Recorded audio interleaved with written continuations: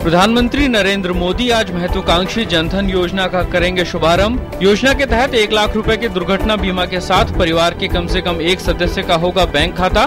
गरीब परिवारों के बैंक खाते खोलकर उन्हें राष्ट्रव्यापी बैंकिंग प्रणाली के तहत लाना है इसका मुख्य मकसद। जनधन योजना के शुभारंभ के अवसर पर सरकार के विभिन्न मंत्री देश के अनेक इलाकों में रहेंगे मौजूद। दूरसंचार एवं कानून मंत्री रविशंकर प्रसाद ने चेन्नई पहुंचने पर कहा कि सरकार की इस योजना का मकसद लोगों की प्रगति और विकास को बढ़ावा देना है। हरियाणा जनहित कांग्रेस ने भाजपा के साथ गठबंधन तोड़ दिया है। पार्टी नेता कुलदीप बिश्नोई ने आज चंडीगढ़ में एक प्रेस कॉन्फ्रेंस में इसका ऐलान किया। उन्होंने कहा कि भाजपा के साथ गठबंधन का धर्म निभाने के बावजूद उसने अपना वादा तोड़ दिया। उच्चतम न्यायालय एयरसेल मैक्सिस सौदे में आरोप पत्र दाखिल करने से सीबीआई को रोकने की पूर्व दूरसंचार मंत्री दयानिधि मारन की याचिका पर सुनवाई करने पर हुआ सहमत। पाकिस्तान की ओर से युद्ध विराम का उल्लंघन जारी। परगवाल सब सेक्टर में बीएसएफ पोस्टों पर पाकिस्तान की तरफ से हुई फायरिंग। भारत पाकिस्तान के बीच मुद्दे सुलझाने के लिए कल ही हुई थी फ्लैग मीटिंग। अपनी जापान यात्रा से पहले प्रधानमंत्री नरेंद्र मोदी ने जापानी भाषा में किया ट्वीट। प्रधानमंत्री ने भारत जापान संबंधों की नई ऊंचाई छूने की जताई आशा। रेल मंत्री सदानंद गौड़ा ने बेटे पर लगे बलात्कार और धोखे के आरोपों पर जताया आश्चर्य। मामले में जताई षड्यंत्र की आशंका।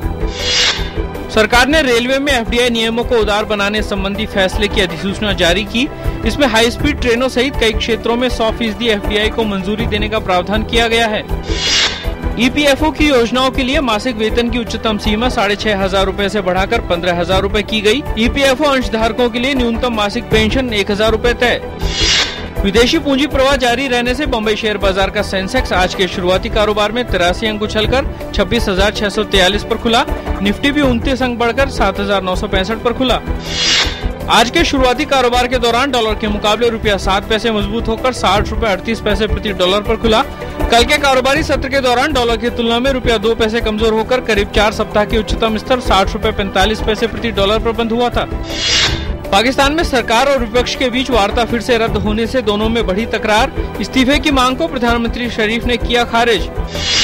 इस्लामिक स्टेट के चरमपंथियों के कब्जे में चल रहे अमेरिकी पत्रकार स्टीवन सॉटलॉफ की मां ने उनकी रिहाई की अपील की। शर्ली सॉटलॉफ ने अपील सीधे इस्लामिक स्टेट के नेता अबू बकर अल बगदादी से की है। अंतर्राष्ट्रीय मुद्रा कोष की प्रमुख क्रिस्टीन लेगार्ड पर फ्रांस में भ्रष्टाचार के एक मामले में लापरवाही का आरोप लगाया गया है और वे जांच के घेरे में है। ये मामला उस समय का है जब वे फ्रांस में वित्त मंत्री थीं। संयुक्त राष्ट्र सुरक्षा परिषद ने लीबिया में तुरंत संघर्ष विराम से जुड़ा प्रस्ताव पारित किया है। साथ ही इस प्रस्ताव में व्यापक स्तर पर प्रतिबंधों की चेतावनी भी दी गई है। परिषद के सदस्यों ने त्रिपोली और बेंगाजी जैसे शहरों में लड़ाई बढ़ने पर चिंता जताई है। आज आने माने लेखक, आलोचक, उर्दू भाषा के प्रसिद्ध रचनाकार और शायक फिराक गोरखपुरी की जयंती है। उनका जन्म 28 अगस्त 1896 को गोरखपुर में हुआ था। उनका असली नाम रघुपति सहाय था। उन्होंने भारतीय स्वतंत्रता आंदोलन में भी हिस्सा लिया था।